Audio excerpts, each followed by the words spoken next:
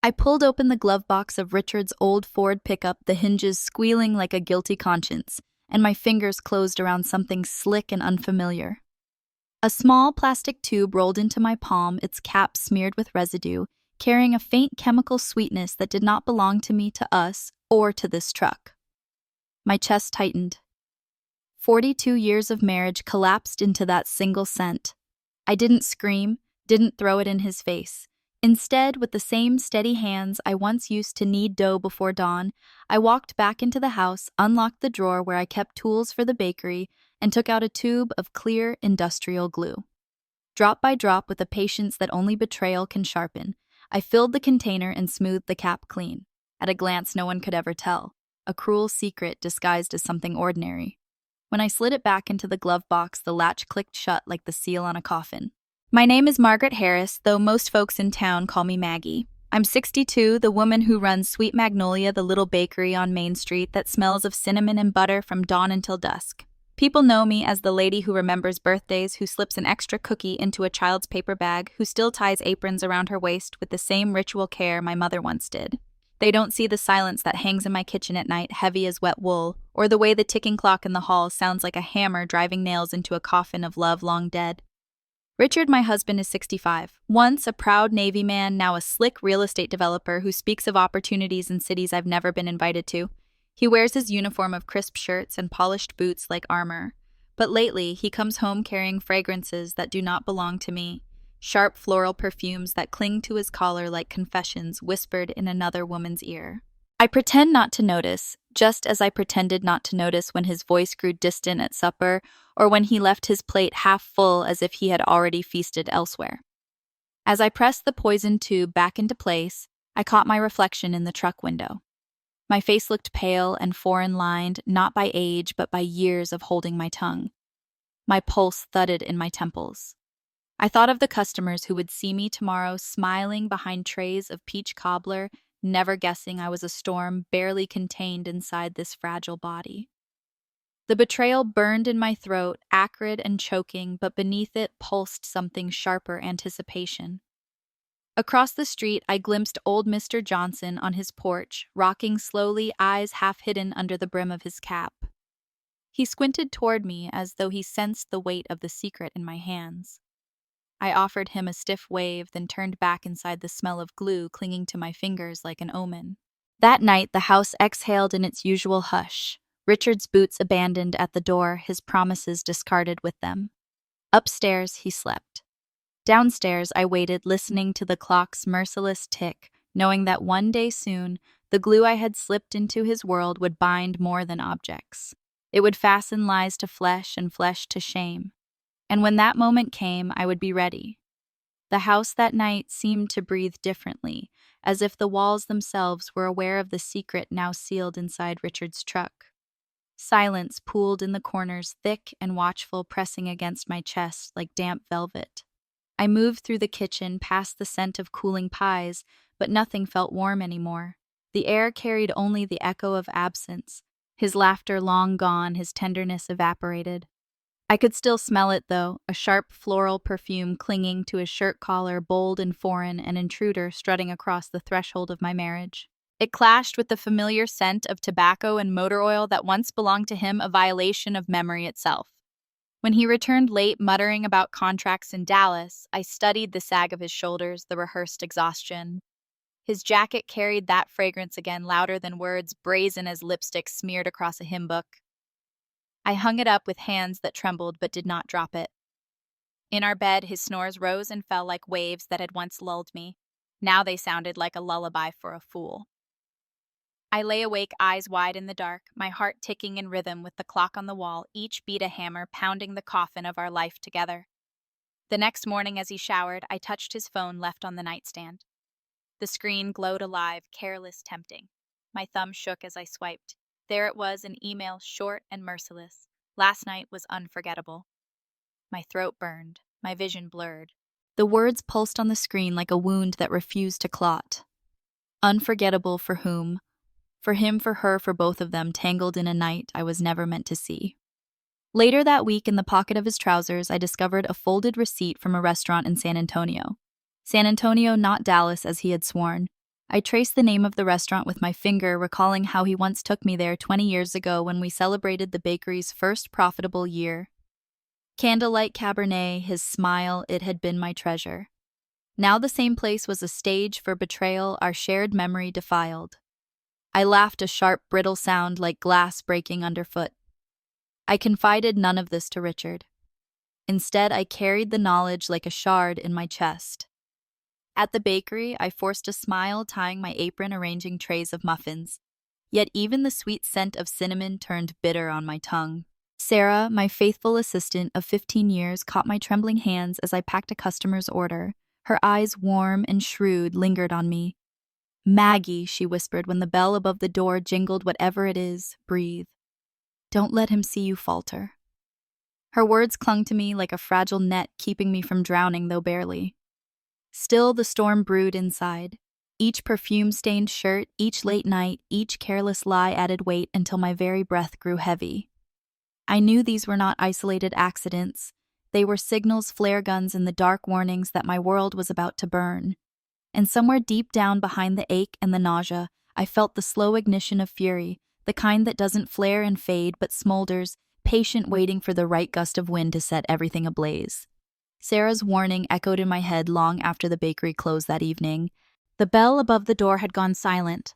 The ovens cooled, yet my hands still trembled as I scrubbed the counters. I knew I couldn't keep drowning in suspicion alone. Whispers and perfume stains were not enough. I needed proof, hard and undeniable, the kind that would slice through his lies like a blade through silk.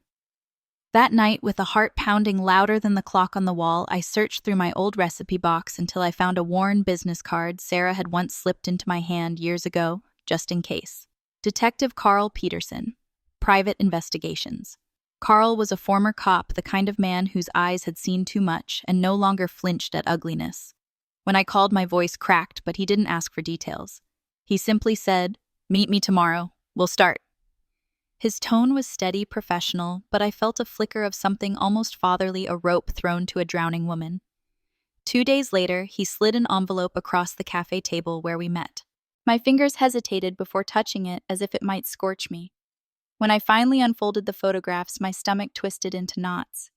There was Richard, my Richard, his hand laced with Allison's, my daughter-in-law, the wife of my only son.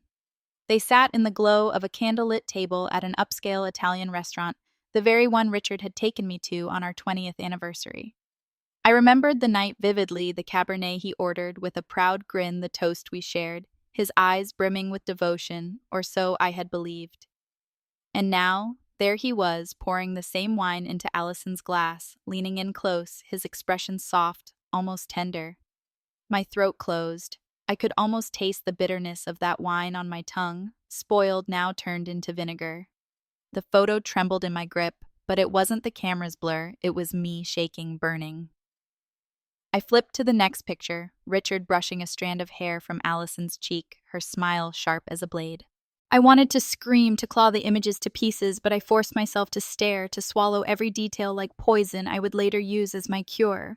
Then came the video. Carl slid his phone across the table, pressing play. The grainy screen lit up with Betrayal. After their dinner, they walked into the parking lot. Richard opened the car door for her with a gallantry I hadn't seen in years, not for me. Inside the car, their silhouettes leaned together, mouths close, bodies angled in a language older than words. I heard my own pulse in my ears, deafening. I pushed the phone back to Carl, my palms damp. My mind replayed the image of my son Daniel, proud in his firefighter's uniform, utterly unaware that his wife was clasping hands with his father in the shadows of a restaurant where his parents' love had once been celebrated. The betrayal doubled back on itself, folding like barbed wire around my heart. "Do you want me to keep digging?" Carl asked quietly. I looked at him, and though my voice shook, my answer was steel. Yes, I need everything. Every lie, every night, every place they think they can hide. I need to see it all. Because the pictures were not just evidence, they were fuel. And I knew with a clarity sharper than any knife in my bakery that the fire inside me had only begun to burn. The photographs alone had already split my heart into shards, but Carl wasn't finished. Betrayal, it seemed, had deeper layers than even I could imagine. A week later, he called me back to the same cafe, his expression more somber than before. He slid a small recorder across the table, the kind of device that looked harmless until you pressed play. My hands shook as I did, and then Richard's voice filled the air between us, deep, steady, disgustingly familiar. "She trusts me too much," Richard said, his tone almost smug. "Maggie won't see it coming. I'll handle the paperwork." Then Allison's laugh, soft, syrupy, a dagger hidden in lace. "I want the bakery, the house, everything. Once it's done, she won't have anywhere left to stand." My lungs constricted as though the walls of the cafe were closing in on me. It wasn't just love they had stolen. It was my life, my work, my home. Sweet Magnolia wasn't just a bakery. It was 40 years of flour dust in my hair, of dough kneaded until my hands bled, of mornings spent awake before the sun, so the town could have fresh bread with their coffee. And the house, our farmhouse on the edge of town, was more than wood and nails. It was the cradle of my family, the keeper of my memories. They weren't satisfied with infidelity. They wanted to strip me bare, erase me. Carl leaned forward, his voice low. "There's more. He's pulling in an old friend. Name's Lewis, a lawyer. Shady, but he knows how to make papers look legitimate. If Richard signs off, it'll be hard to fight." The name cracked like thunder inside me. I remembered Lewis vaguely. He'd been at our dinner table once years ago, his smile oily, his handshake limp. I should have known even then that snakes can wear ties.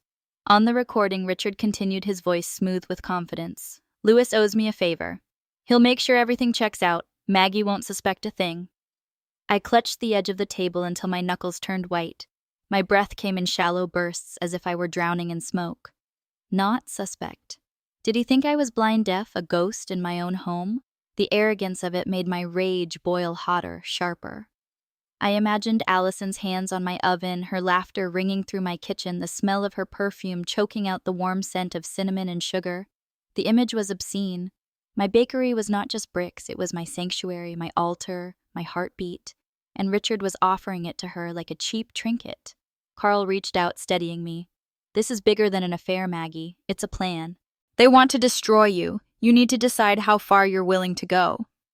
I stared down at the recorder, still hearing their voices, those poisonous promises, and in that moment I knew suspicion had hardened into certainty, and certainty was giving birth to resolve.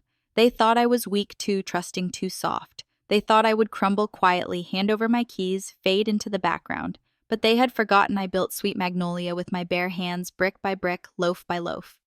And what I built, I would fight for. If they wanted a war, I would give them one.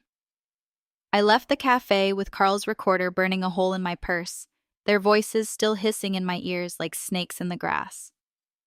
By the time I pulled into my driveway, dusk had settled over the farmhouse, painting the fields in bruised purples and reds. I sat there for a long while, staring at the home Richard and I had built together, the home they now plotted to steal. My chest ached, but beneath the ache there was something new, an ember catching fire, a resolve that no storm could snuff out. I thought back to the beginning, the two of us young and foolish buying this land with nothing but a small loan and stubborn dreams. I remembered hauling sacks of flour heavier than my body, staying up until dawn to bake bread for the town. Richard had laughed, then said my pies could win wars. Now he wanted to hand those pies that sweat that life to a woman who had wormed her way into my family. The betrayal was no longer just personal, it was theft, erasure, annihilation. Tears blurred my eyes, but they did not fall. Instead, I picked up my phone. One by one, I photographed every receipt, every email, every scrap of evidence. My fingers moved with mechanical precision as if I were icing a cake I'd baked 1,000 times. Proof layer after layer, stored on flash drives hidden in places Richard would never look. The pain had become fuel, and the fuel was feeding the machine inside me. That night, I overheard him whispering in the den, his voice low, conspiratorial. He told Allison to meet him at our house here under my roof while I was out of town signing contracts. The audacity made my skin crawl. They weren't even hiding in hotels anymore. They wanted to desecrate the very bed I once believed was sacred. I smiled then, not from madness, but from clarity. If they wanted to play with fire, I would give them fire. I moved quietly through the house, a ghost in my own home. In the garage, I pulled open the glove box again, my fingers brushing over the tube I had already poisoned with glue. I left it there, patient waiting. Upstairs in the bedroom, I tucked a recorder behind the headboard wires hidden beneath the photograph of our family, the smiling faces now mocking me. The device hummed to life, a silent witness ready to capture every moan, every lie, every whisper they thought was private. Finally, I went to the kitchen. The old gas stove stood there innocent as always, but I saw it as an ally now. I rigged a pan of oil, tied a string to the igniter, tested how quickly smoke would rise when flame kissed grease. Within seconds, the air turned thick, dark, suffocating. I turned it off, heart-pounding, lungs burning. Perfect. Enough to summon the neighbors, enough to bring witnesses, enough to pull the mask off their faces in public daylight. When I finally lay down that night, Richard's snores rattled the ceiling. But I did not feel small anymore. The woman who once wept in silence was gone. In her place stood someone colder, sharper. My pain had become a blueprint, and soon, very soon, they would learn what it meant to betray Margaret Harris. The night before it happened, I barely slept. I lay there listening to Richard's steady snores, each one a reminder of how easily he could rest while planning to strip me of my home, my bakery, my dignity. My hands ached from clenching the sheets, but my mind was calm, almost serene. The plan was already in motion. I had only to wait. By mid-morning, the air outside hummed with cicadas, the kind of thick Texas heat that pressed against the skin like a punishment. From Mrs. Peterson's porch across the street, I watched my own front door as though it were a stage set for tragedy. My purse held my phone, its screen linked to the recorder upstairs. Through the headphones, I could already hear them, Allison's girlish giggle, Richard's low voice dripping with satisfaction. Every laugh, every creak of the mattress, every whispered insult toward me sliced through my chest, but I held steady. The more they spoke, the heavier my proof became. Then came the scream. High, sharp, panicked. Allison's voice. Richard, we're stuck. What the hell? His growl followed, angry, frantic. The glue had done its work. I closed my eyes, inhaling slowly as if savoring the aroma of a pie finally baked to perfection. I tugged the hidden string from Mrs. Peterson's window. In the kitchen back home, the old stove flared, oil igniting in an instant. Thick black smoke coiled upward, spilling from the cracked window like the breath of some ancient beast. Neighbors shouted. Mr. Johnson was the first to yell. Fire, call the department. Feet pounded on porches. Phones dialed, exactly as I had imagined. And then I heard it. The piercing wail of sirens slicing through the heat. Red trucks barreled down the street tires, spitting gravel. My heart clenched, not from fear, but from recognition. Leading the crew was Daniel, my only son, my pride, my boy, who had once carried a plastic fire helmet everywhere he went. Now he was here in uniform, a real fire chief, his face carved from determination. He had no idea what he was about to see. They stormed the house boots on wood shouts echoing through the smoke. I pressed the headphones tighter to my ears, my body trembling, torn between dread and grim satisfaction. Then through the static and chaos, I heard his voice break. Dad, Allison. What is, oh my God? The sound of a door splintering. The silence that followed, heavy and stunned. Neighbors crowded the lawn, craning necks, whispering their voices, a hive of judgment. Mr. Johnson, phone in hand, recorded every second, his lens a mirror I wanted them trapped in forever. Soon the whole town would see. No polished real estate mogul, no dutiful daughter-in-law, just two liars bound together in the filth of their own making. I stood frozen, my hands gripping Mrs. Peterson's railing, tears pricking my eyes, not of sorrow but of release. The truth was no longer hidden. The mask had been torn away. And though it shattered Daniel's world, though it split mine anew, there was a dark, undeniable justice in watching their shame pour out with the smoke for everyone to witness. The smoke had barely cleared when they were rushed to the hospital, their bodies still clumsy with shame, their faces gray with panic. I followed at a distance, my steps measured, my breath steady, as though I were walking behind a funeral procession. And in a way, I was the funeral of their dignity. In the sterile corridor, a nurse pressed ointment tubes into my hand. Her eyes flickered with pity, her voice soft. This will help their burns. I nodded grateful while inside my chest burned with a darker fire. In my purse the mustard waited, I switched the tubes with a calm so practiced it frightened even me. My fingers moved as if decorating a cake, smooth and deliberate. Later, when their screams erupted, Allison's shrill, Richard's guttural, I sat quietly in the waiting room, sipping hospital coffee that tasted like ashes, the sound of their agony running down the hall like a hymn I had written myself. By nightfall, the video had traveled farther than any of us could run. Phones buzzed, screens lit, and whispers multiplied. At the grocery store, I overheard the old Navy man caught with his own daughter-in-law. At the diner, she was supposed to be a good wife, now she's just filth. Their names became curses, their story a grotesque entertainment. Shame spread over them like wildfire, uncontainable, unmerciful. When I finally stepped into their hospital room, I carried no flowers, no sympathy, only a manila envelope. Richard looked up, his face pale, his eyes frantic, his lips trembling around my name. Maggie, please. The word sounded foreign now, a plea from a stranger. I set the envelope down on the tray, photographs, receipts, transcripts, and at the bottom, divorce papers. 40 years, I said, my voice steady, and it ends here. Sign and be gone. Allison whimpered, her hands twisting in the sheets, her face streaked with tears and humiliation. Daniel, please tell her, I'm sorry I made a mistake. But Daniel, standing by the door in his soot-streaked uniform, did not look at her. His eyes were hollow, emptied of everything but sorrow. Without a word, he placed the folder back into my hands and left the door closing behind him with the finality of a coffin lid. For a moment, I almost faltered. My son's silence cut deeper than Richard's betrayal. But then, I felt the weight of the envelope in my hands, the solid proof of everything I had endured. My knees steadied, my back straightened. I would not crumble, not now. The next morning, Pastor John came to the bakery. His presence filled the kitchen like the scent of warm bread, steadying kind. He took my flour-dusted hands into his eyes soft but firm. Maggie, you stood for truth. Do not let their darkness consume you. This town sees you. We stand with you. His words wrapped around me like a shawl. For the first time in weeks, I felt the weight lift, if only slightly. The war was not yet over, but I was no longer fighting alone. The town, the church, even God himself seemed to say, Maggie Harris, you are not broken. You are rising. After Pastor John's words, I walked back into the bakery with flour on my palms and fire still in my veins. The storm was not gone, but it had shifted like a thundercloud, breaking apart to reveal slivers of sunlight. Daniel moved into the farmhouse within a week, suitcase in hand, his eyes still shadowed, but his presence solid grounding. We did not speak much about the hospital or the betrayal or the way the world had laughed at his father and his wife. Silence was our truce.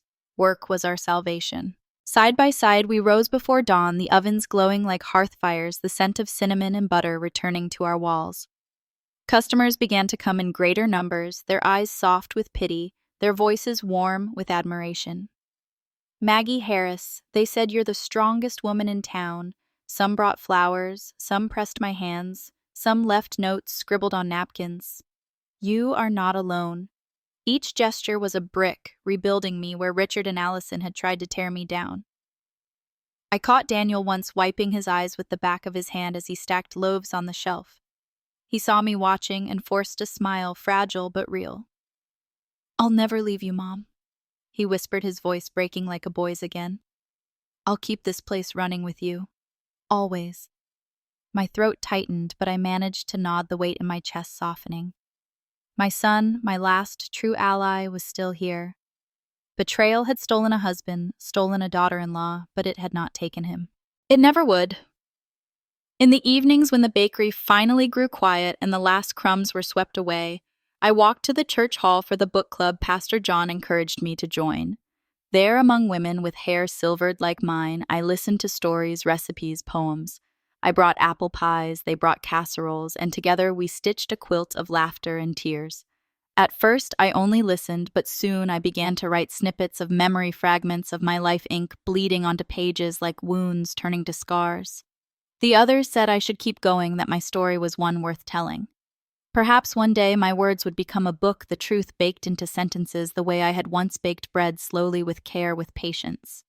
At night, alone in my room, I no longer trembled at the tick of the clock. The silence was no longer suffocating. It was mine again, a companion instead of an enemy. Richard's boots no longer sat by the door. Allison's perfume no longer poisoned the air. Only flour dust, only sugar, only the faint hum of my son moving downstairs, proof that life remained stubborn and resilient. I had lost what I thought was unshakable. I had faced betrayal so cruel it nearly broke me. Yet here I stood, apron tied, pen in hand, my dignity intact. From the ashes, I had kept the only things worth keeping: my work, my son, and myself. And in that keeping, I found something I thought I had buried long ago: peace. If this story touched you, I'd love to hear your thoughts. What did you feel while watching? And where in the world are you joining us from? Share your feelings in the comments below. Your voice matters here. Don't forget to subscribe to Everyday Family Conflicts for more gripping, true-to-life stories of betrayal, survival, and resilience. Together, let's build a community that listens, feels, and never stays silent.